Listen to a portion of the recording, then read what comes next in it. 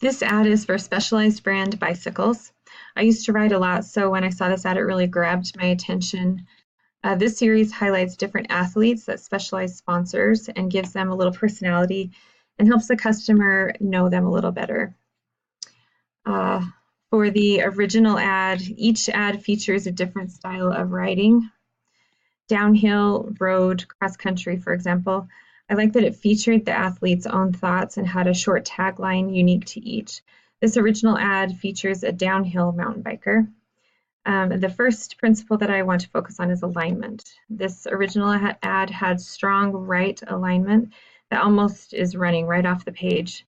The logo is also nicely aligned right up there on the right side also.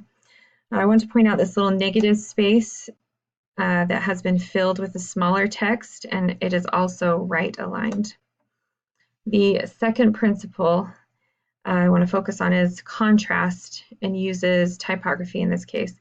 The contrast of the white font and the red background really draw on the viewer and creates a major focal point.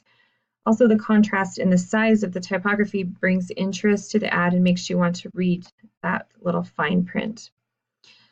The new ad features a mountain biker on the slick rock in Moab. He obviously has different equipment that the mountain biker had, which emphasizes his uniqueness within the Specialized brand. Some consistencies are the contrast and typography of the red background and the white font. Also the text nestled into that same sort of negative space using proximity, grouping it together. The new ad also uses strong alignment,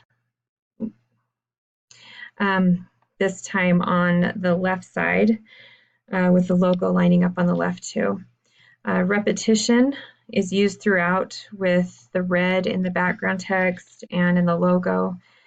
And finally, the typography created the focal point with its bold font, kind of unifying the ads so they all look similar and make them look part of the series.